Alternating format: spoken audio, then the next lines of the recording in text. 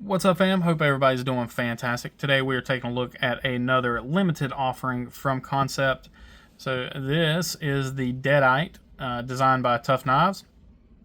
Jeff out there, a fantastic designer. This is the 80s camo carbon version, and then of course it's got the best number you can get in a knife. Let's go ahead and take a look at the knife in general. So it did come, or does come, with a coin here, which is really nice. You do get a Tuff Knives and Kansept coin. I don't know if that was a limited thing or what, but this particular one did have it.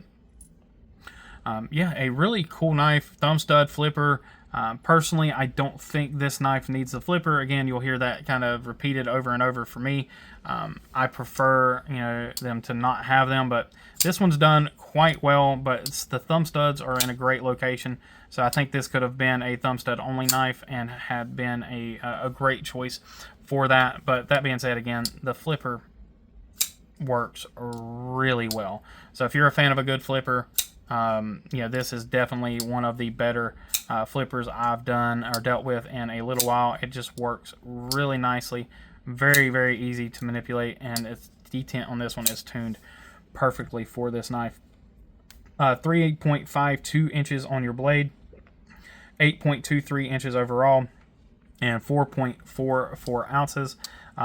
Really nice kind of ratios there. It does give you a full size handle. Blade length is pretty spot on for that handle length.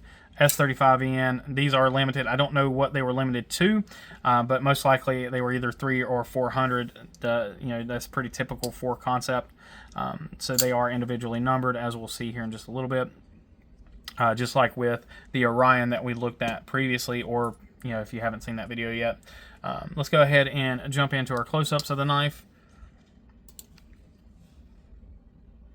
So you have a polished, I believe that is actually a polished titanium pivot collar, but it could just be a stainless pivot collar. I'm not sure 100%. But then we do have titanium bolsters here.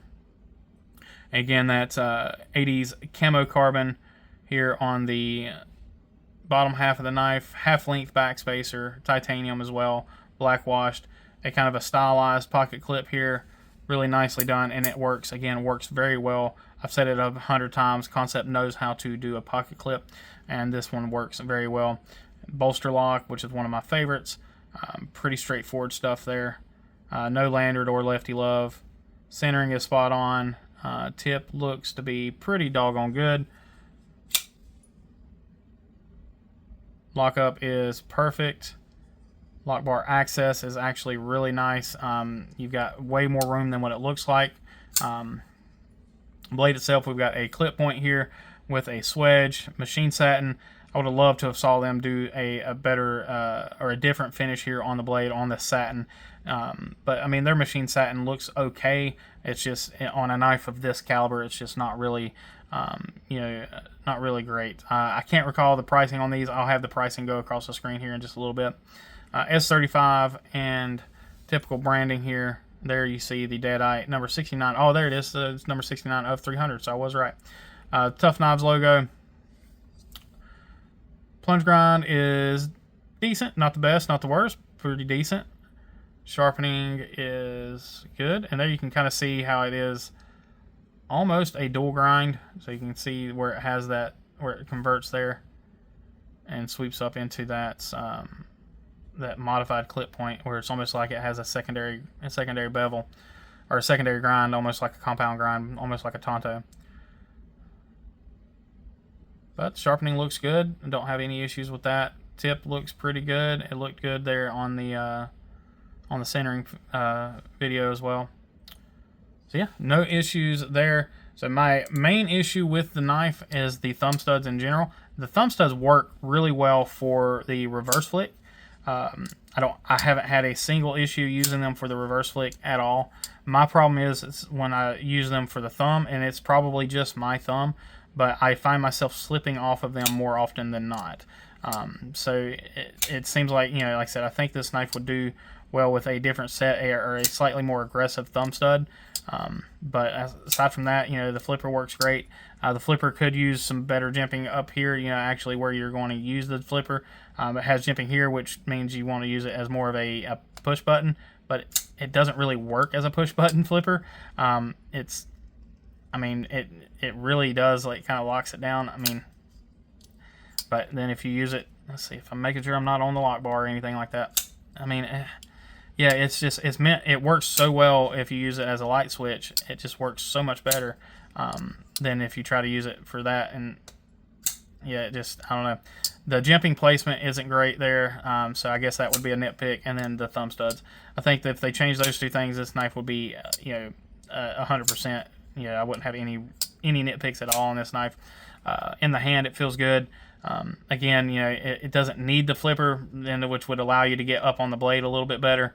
So, yeah, if you wanted to do a flipper delete, again, this is a really good candidate for that. And then you could just use the thumb studs, which are, like I said, placed really, really well. Just could use a slightly more, a slightly sharper jimping on the stud, slightly more aggressive thumb stud. But aside from that, ergonomically, it's great. Like I said, lock bar access is good. Pocket clip disappears in the hand. I really don't have any concerns with it ergonomically. Like I said, it's another one of those knives where if it didn't have that flipper, I could get right there where I want to be and have a really, really secure grip and be really close to that edge. And it worked great. Size of the knife is good. You guys know it's right on the north end of what I typically like for a knife. So, no issues there. I'm not going to be picky and say, oh, it's over 8 inches. I don't like it. No, I mean, anything 7-8 inches is kind of that perfect spot for me. Anything slightly less or slightly more is still fine. I kind of adapt to that. So, no issues at all there. Let's go ahead and take a look at our hardware. So, our T8s. Done well. I think the rest of them are all T6s. Yeah. So all of our body screws here are T6. There we go. So it does use internal screws as well, just so you're aware of that. So the pocket clip is done internally, so you do have to take the knife apart to get that pocket clip out. But again, it's not that that's not an issue at all. I actually prefer that. I think it keeps the lines really nice and clean. There we go, slipping off of that thumb stud. Let's go ahead and take a look at some size comparisons. All of our typical stuff here. We have the Penguin. So we're going to be a much smaller knife here on a lot of these. Pyrite, again, a smaller knife.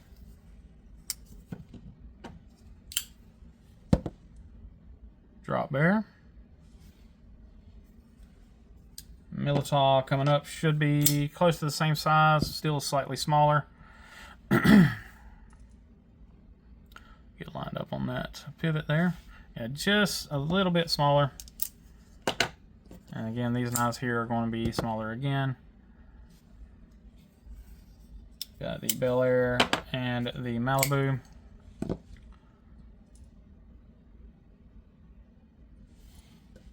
And then lastly, we have the PM2 and the MSI.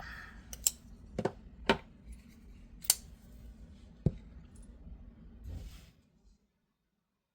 those lined up for y'all. So yeah, it is a fairly large knife overall. It's not a massive knife by any means, but it is a good size in that in that same category there as some of those knives. I think it's a great design. Like I said, I think there will be some slight changes I would make to the overall execution, but I think it's a good looking blade. It's a very interesting blade shape where it is kind of a clip point Tonto-y looking blade shape. Execution is done well. Just a few small changes, and I think this knife again would be a very good kind of 9 out of 10, 10 out of 10 kind of knife for execution. So let me know what y'all think down below. As always, I appreciate each and every one of you. Please remember to be kind, be humble, and be EDC. Y'all take care.